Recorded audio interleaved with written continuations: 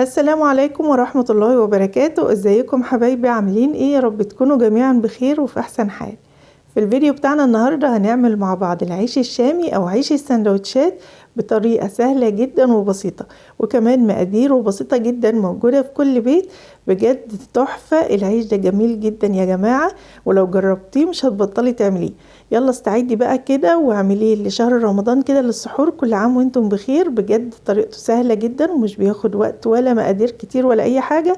يعني لو جربتيها تعمليه كده كل يوم، وكمان حلو جدا في اي وقت، حلو جدا للسندوتشات وطري جدا زي ما انتم شايفين. مش قادرة اقول لكم بقى على طعمه، بجد تحفة، وريحته في البيت واحنا بنسويه كده خطيرة جدا. يلا بينا كده نبدأ الفيديو ونشوف الطريقة بتاعته والمقادير بتاعته. بس يا ريت في الاول ما تنسيش تعملي لايك للفيديو.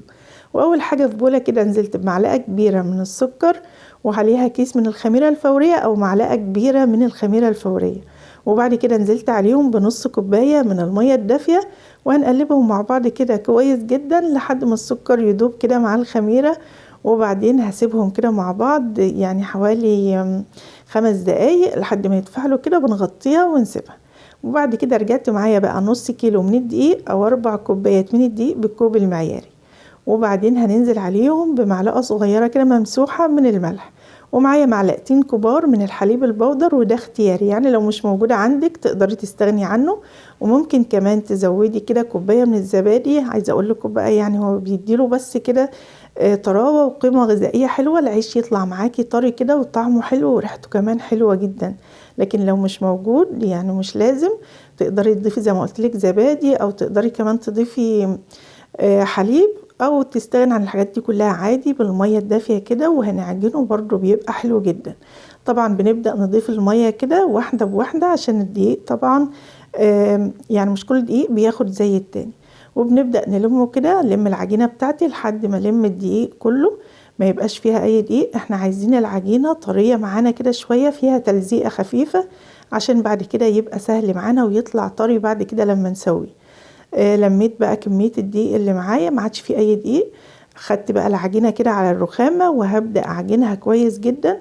طبعا احنا زودنا في الاول اللي هي نص كوباية مية اللي حطيناها مع الخميرة، واخدت كمان كوباية من المية الدافية، يعني كوباية ونص من المية. وبعد كده وانا بعجنها لو حسيت ان العجينة قاسية تحت ايدي ببل ايدي من وقت للتاني. وطبعا زي ما قلت لكم مش كل دقيق بياخد سوائل زي التاني، يعني ما تحدديش كمية مية حسب ما العجينة تطلع معاكي وتلاقي قوامها بقى مظبوط وناعم كده، وبقى عجينة طرية فيها تلزيقة خفيفة. زي ما انتم شايفين عجنتها كويس جدا لحد ما العجينة بقت معانا ناعمة كده بالشكل اللي انتم شايفينه، وقوامها حلو جدا كده. تمام معانا العجينة. جبت البولة تاني اللي كنت بعجن فيها، وهنزل فيها كده بمعلقة من الزيت علشان العجينة تفضل معانا وشها يعني طري ما تنشفش. هنلف وش العجينة كده ونقلبها، وبعد كده هغطيها بقى بالاسترتش راب او باي كيس كده يكون نظيف، وهنقفل عليها كويس ونغطيها. واهم حاجة بقى تسيبيها في مكان دافي لحد ما تبدأ ان هي تتخمر معانا كويس جدا. وبرضو يعني وقت التخمير حسب حرارة الجو عندك براحته لحد ما تحسي ان هو ارتفع وتضاعف حجمه. كده غطيت عليه وسبته. وبعد كده بقى خلاص العجين معانا، شايفين بسم الله ما شاء الله العجينة ارتفعت وبقت جميلة جدا معانا. وطبعا الزيت زي ما انتم شايفين ما بيخليش العجينة تمسك كده في الكيس اللي عليها او الاسترتش راب، طالع معانا نضيف جدا. هنهبط بقى الهواء اللي في العجينة بتاعتنا، ونبدأ بقى ان احنا نقطعه كده مع بعض. عندي صينية رشيت عليها دقيق، وهنبدأ نقطعها كده الكور حسب بقى الحجم اللي انت حابة تعمليه. حابة تعملي العيش صغير او تعمليه كبير، بتبدأي تقطعي العجينة بالشكل ده وتلفيها كرة كده وتقفليها كويس جدا، ونبدأ نرصها على الصينية. انا عملت الكور بتاعتي دي حوالي 50 جرام للكورة، يعني هيطلع حجم الرغيف معقول وسط، مش كبير ومش صغير. انتي بقى بتظبطي حسب انتي عاوزة حجم الرغيف قد ايه. كده خلصت الكمية بتاعتي كلها بالشكل اللي انتوا شايفينه، وهنسيبها ترتاح تاني كده حوالي 10 دقايق، وهنغطي وشها بكيس عشان العيش بتاعنا وشه ما ينشفش. وبعد كده هنبدأ نفرده كده ونشكله مع بعض. هنرش دقيق ونبدأ كده على الرخامة او على مفرش العجين بتاعنا، وهنبدأ ان احنا نفردها كده لدواير. وبعدين يعني بتفردي الرغيف كده تعمليه على شكل دايرة، وبتبدأي بالمردانة بتاعتك او بالنشابة، وابدأي بقى ان انت مشيها كده على الرغيف كويس بالطول وبالعرض عشان يطلع معاكي بقى الرغيف مدور بالشكل اللي انت شايفاه. وحاولي تخلي السمك بتاعه كل واحد، ما تخليش فيه اماكن يعني مكان كده تخين ومكان رفيع، وبيبقى معانا بالسمك اللي انت شايفاه ده.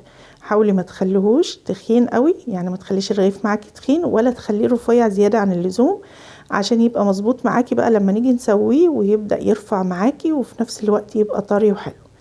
هنبدأ بقى يعني هنشكل الكمية كلها بالشكل اللي انتوا شايفينه، سهل جدا طبعا لان العجينة كانت معانا طرية، هيطلع معانا او هيتشكل معانا بمنتهى السهولة. وزي ما انتوا شايفين بوريكم برضو السمك بتاعه. مجهزة بقى طبعا في الوقت ده جنبي صينية وحاطة عليها قطعة من القماش كده تكون نظيفة، وهنبدأ نرص العيش جنب بعضه على الصينية عشان هنشكل الكمية كلها ونبدأ نسوي مرة واحدة.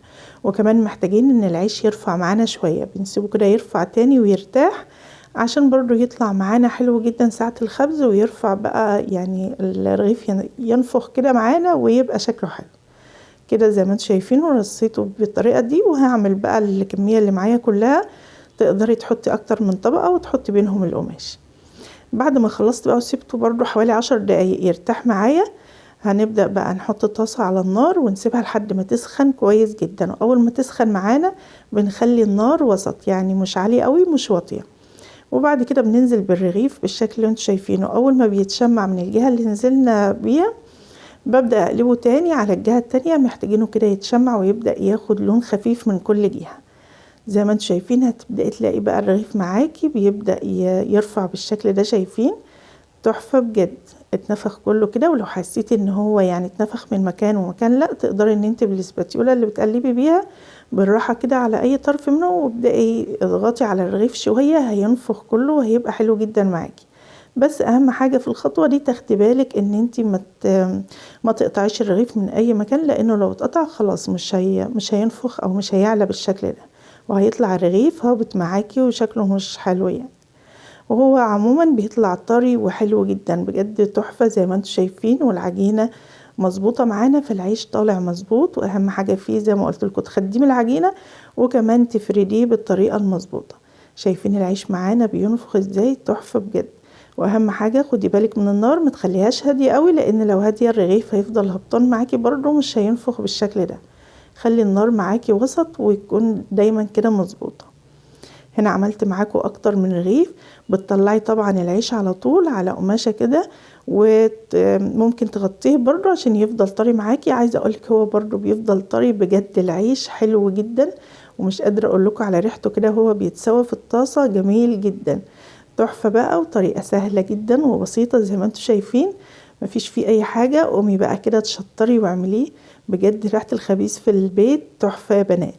شايفين الجمال؟ العيش معانا كله طالع بسم الله ما شاء الله، تحفة بجد ومش بياخد وقت كده يعني. زي ما انتوا شايفين اهم حاجة تقلبيه بقى ياخد لون من الجهتين، وكمان يستوي معاكي. لو حسيت ان الجنوب كده زي ما انت شايفة يعني مش مستوية قوي او مش واخدة لون، بتبدأ انت بقى يعني ايه قلبي في الرغيف براحتك كده وتحكمي فيه من كل الجهات عشان ياخد لون ويبقى مستوي، ما يطلعش معاكي عجين بالشكل اللي انت شايفاه. شايفين العيش روعة بجد.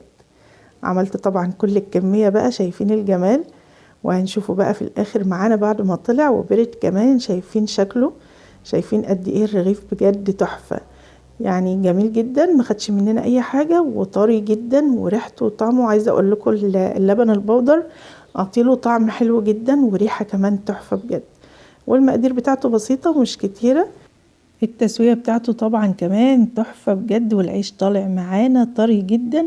ويعني عايزة اقولك بقى في سندوتشات كده الجبنة والفول والطعمية مع اي حاجة بجد تحفة، طعمه بجد خطير. وهوريكي كمان قلبه من جوه عشان تشوفي التسوية بتاعته. والعيش بتاعنا يعني مفتح كده، يعني سهل جدا كده للسندوتشات. شايفين الجمال وشايفين العيش من جوه بجد تحفة. يلا بقى تشجعي كده واعمليه، بجد سهل جدا وبسيط. واتمنى ان الفيديو يكون عجبكم. ما تنسوش تقولوا لي على رايكم تحت في التعليقات، وتعملوا لايك للفيديو. ولو اول مره تشوفي قناتي بقى ما تنسيش تشتركي في القناه وتفعلي زر الجرس وتعمليه الكل عشان يوصلك مني كل جديد. والسلام عليكم ورحمه الله وبركاته.